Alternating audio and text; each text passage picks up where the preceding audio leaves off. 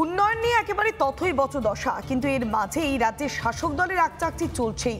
কারণ অবৈধ নির্মাণ ভাঙা নিয়ে শিলিগুড়িতে কাউন্সিলর আর পুরকর্মীদের মধ্যে তুমুল বচসা।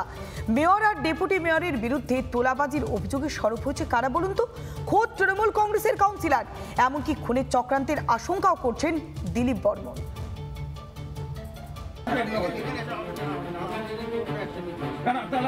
আমাকে বাদ দিয়ে দেন, তাহলে আমার ওয়ার্ডটা আপনারা কেউ দায়িত্ব নিয়ে নেন। এত তারিখে যে আপনার বিল্ডিংটা ভাঙতে গেল, সেই বিল্ডিংটা কার ফোনের জন্য সেই বিল্ডিং ভাঙা বন্ধ হলো। আমি কি ক্রিমিনাল? আমি কি ক্রিমিনাল? আমি কি ক্রিমিনাল? শিলিগুড়ি পুরসভা আর তাতে তৃণমূলের গলার কাঁটা হয়ে দাঁড়িয়েছে 46 নম্বর ওয়ার্ডের তৃণমূল কাউন্সিলর দিলীপ বর্মন। ভাঙার জন্য কোনো নোটিশ? ভাঙার জন্য নোটিশ? না না, কর্পোরেশন বুঝবে মানে কি? কর্পোরেশন জানতে পারবে। হ্যাঁ, ভাঙার জন্য কেন নোটিশ দেওয়া নাই? দোকানদাররা কেন জানে না নোটিশ হয়েছে? জুলাই মাসের অধিবেশনে বিবাদের পর এবার কর্পোরেশনের বুলডোজারের সামনে প্রাচীরের মতো দাঁড়ালেন দিলীপ বর্মন। শিলিগুড়ি পুর নিগমের আধিকারিকেরা যখন 46 নম্বর ওয়ার্ডে একটি অবৈধ নির্মাণ ভাঙতে যান, ঠিক সেই সময় দিলীপ বর্মন সেখানে গিয়ে তাদেরকে রুখে দেয়।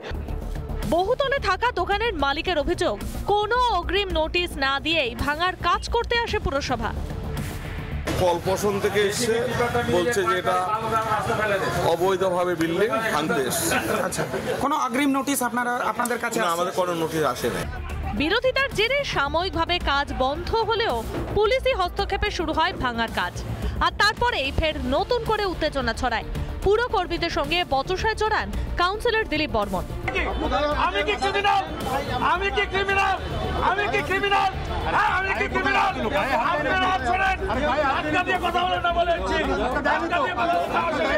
পুরসভার মেয়র ও ডেপুটি মেয়রের পাশাপাশি দলের বিরুদ্ধে প্রকাশ্যে ক্ষোভ প্রকাশ কাউন্সিলরের।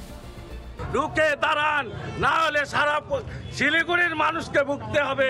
এই গৌতম দেব, রানা সরকার, এরা শিলিগুড়িকে বিক্রি করতে আসছে। যদি এখানে ধান্দা করতাম তাহলে পার্টির কথা শুনতাম।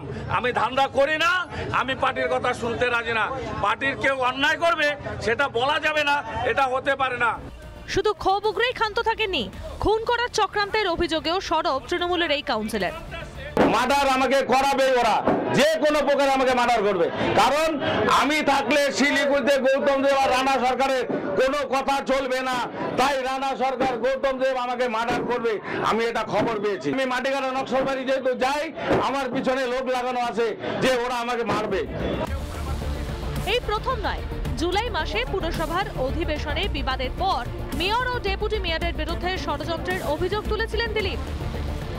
কেস তো কেন করছে, কেন এরা এত বাড়াবাড়ি করছে সেটা আমি জানি না, কিন্তু কয়েকদিন ধরে পার্টির মধ্যে একটা সমস্যা হচ্ছে বলে পার্টির তরফ থেকে এদেরকে উস্কানি দিয়ে এগুলো কাজ করাচ্ছে। আর এগুলো না করালে তো তারা তো এভাবে করতে পারে না। তোলাবাজি থেকে খুনের ষড়যন্ত্র, একের পর এক বিস্ফোরক অভিযোগ মেয়র ও ডেপুটি মেয়রের বিরুদ্ধে। কিন্তু ঘটনায় মুখ খুলতে নারাজ মেয়র গৌতম দেব। সব ফালতু কথা বলতে আর শুনতে এখন রাজি না, রাজি আছি, যখন যা হবে সেটা এটাও কোনো। শিলিগুড়ি পুরসভায় চলতে থাকা এই অন্তর্দ্বন্দ্বে লাগাতার অস্বস্তিতে রাজ্যের শাসক দল। বিদ্রোহী দিলীপের লাগাতার বিদ্রোহে বিধানসভা ভোটের আগে বেজায় চাপে রাজ্যের শাসক দল। শিলিগুড়ি থেকে রণজিৎ বোস, রিপাবলিক বাংলা। নানা ধরনের কন্টেন্ট দেখার জন্য লাইক করুন, শেয়ার করুন আমাদের ফেসবুক পেজ, সাবস্ক্রাইব করুন আমাদের ইউটিউব চ্যানেল। পাশাপাশি অন্যান্য ব্রেকিং নিউজের জন্য অবশ্যই চোখ রাখুন রিপাবলিক বাংলায়।